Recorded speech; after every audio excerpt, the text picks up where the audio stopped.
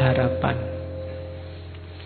Ya intinya harapan itu, selama kalian masih mau hidup, sebenarnya masih punya harapan.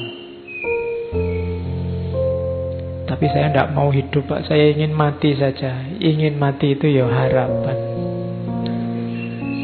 Ya, biasanya selama orang akalnya jalan, ya dia masih punya harapan-harapan. Kenapa? Karena harapan itu part of life, bagian dari hidup kita, part of human experience. Kita alami.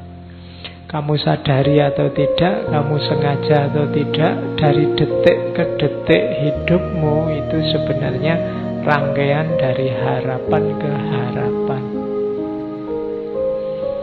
Sudah ancang-ancang mau berangkat ngaji, hujan. Padahal kamu sudah niat, itu kan harapan yang tidak tersampaikan. Tapi itu pengalaman. Jadi kalau riwayat hidupmu itu mau disusun, itu sebenarnya kisah tentang harapan yang terpenuhi atau harapan yang tidak terpenuhi. Sebenarnya cuma itu. Jadi kalau kamu pengen nulis biografi, itu sebenarnya bisa diawali dari harapan-harapanmu apa saja. Dari situ cerita hidupmu akan berjalan. Kamu jadi orang yang semacam ini itu kan karena harapan-harapan hidupmu. Jadi harapan itu part of life, part of human experience.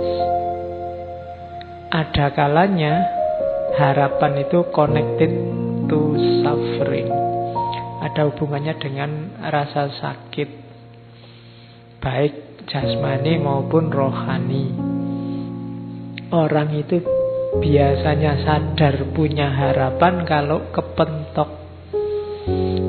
Kamu pingin sehat kan kalau sedang sadar sakit. Kamu pingin gelisah ingin dapat pasangan kan kalau sadar kamu jomblo. Tapi kalau pas nggak sadar kan, itu kan connected to suffering.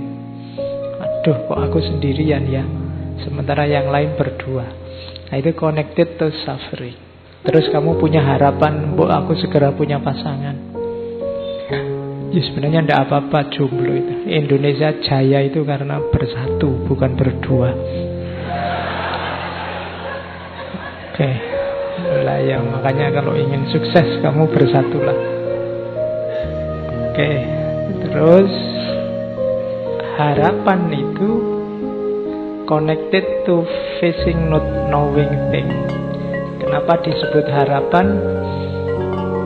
Karena kamu tidak tahu besok bisa terpenuhi atau tidak. Maka kamu berharap ingin sesuatu di masa depan. Makanya ada filosof-filosof tertentu, misalnya Nietzsche dan kawan-kawan, yang tidak terlalu suka dengan harapan. Hidup itu harus kamu kontrol, kamu kendalikan 100%. Tanpa kalkulasi-kalkulasi yang disebut harapan. Oke, ya meskipun sebenarnya itu harapan juga. Jadi Nietzsche berharap manusia tidak terlalu banyak harapan. Oke, jadi yang saya bilang tadi tidak mungkin bisa lepas dari harapan. Terus time related. Biasanya harapan itu di masa depan. Terus eksistensial.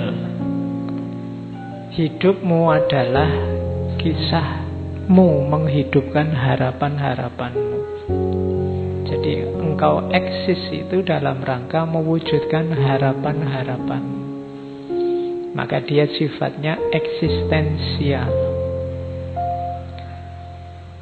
Harapan itu believing that the final result will be better than the start.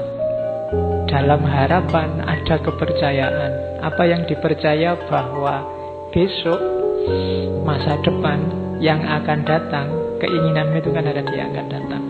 Hasilnya akan lebih baik daripada sekarang. Kalau bahasa Al-Qur'annya walal akhiratu khairul laka minal ula. Itu harapan. Terus lagi, there is something to look forward and to strive. Ada yang dicari, ada yang diperjuangkan. Ini eksistensial. Jadi harapan itu menunjukkan bahwa ada yang kamu cari dan ada yang layak kamu perjuangkan. Makanya orang tidak boleh putus harapan, kehilangan harapan, atau tidak punya harapan. Alamat dia tidak punya sesuatu untuk diperjuangkan. Jadi kamu harus punya harapan. Kenapa kok kamu rasanya males-malesan, merasa masa depanmu gelap? Mungkin kamu tidak punya harapan di masa depan. Buatlah harapan. Jadi rancanglah harapan. Kalau dalam agama harapan itu kan nanti satu makom dalam tasawuf namanya rojak.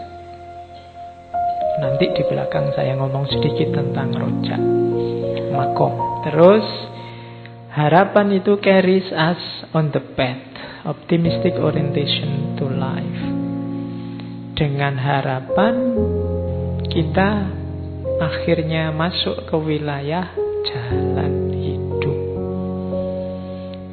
Kenapa orang menyebutnya jalan hidup? Karena dia harus ditempuh. Kesanalah kamu menuju. Ada tujuan, itu berarti ada harapan. Kamu mau berjalan, berarti kamu punya mental yang optimis. Nah, ini rangkuman dari banyak sekali definisi, saya pecah-pecah. Terus harapan juga believe whatever happen will be a good thing. Berarti kamu percaya bahwa besok hasilnya itu sesuatu yang baik, makanya kamu kejar. Kemudian harapan juga evolve, berevolusi, berubah, dinamis sepanjang waktu. Keinginanmu itu kan tidak pernah mandek. Hari ini pingin apa, besok pingin apa.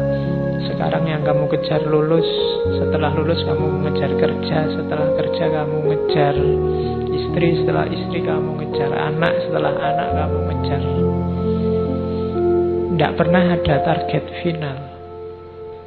Harapanmu itu mulur, kalau bahasanya Surya Mentara. Dan yang terakhir, harapan itu a gift. Ini agak religius bahwa harapan itu sebenarnya anugerah. Bersyukurlah kalian yang masih punya harapan. Banyak orang yang mengharap saja susah, atau dia harus mati-matian merancang harapan yang cocok sama dirinya, padahal mungkin dia ingin lebih dari itu. Maka bisa berharap itu alhamdulillah. Jangan putus harapan. Agama sangat benci orang yang putus harapan. Kalau di surat Yusuf itu disebut orang kafir. Wala tayasu min rauhillah. Jangan putus asa dari rahmatnya Allah. Orang yang putus asa berarti orang yang tidak punya harapan, itu minal kafirin, termasuk golongan orang-orang kafir. Kafir itu ya orang yang ingkar. Sebenarnya ingkar tidak dalam arti menjauh, tapi dalam arti menutupi kebenaran. Itu orang kafir. Makanya istilah kafir itu nanti diadopsi dalam bahasa Inggris jadi cover. Kalau kalian tidur di atas bed cover, itu berarti ya, kamu sedang tidur di atas kekafiran. Ya kan itu akar katanya sama. Nah, jadi sampai kafir. Harapan itu anugerah, maka bersyukurlah. Barang siapa yang kehilangan harapan, kamu masuk ke dalam kekufuran kayak orang kehilangan keimanan. Kamu tidak percaya ada Allah. Kepahitan apapun dalam hidupmu, jangan sampai membuatmu putus asa, karena kamu kalau putus asa sama dengan melecehkan Allah. Tidak ada masalah yang tidak terselesaikan. Tidak ada masalah susah, masalah sulit, masalah rumit. Kalau bagi Allah, maka berharaplah. Dan selama engkau berharap, saat itu sebenarnya engkau sedang menikmati anugerah dari Allah.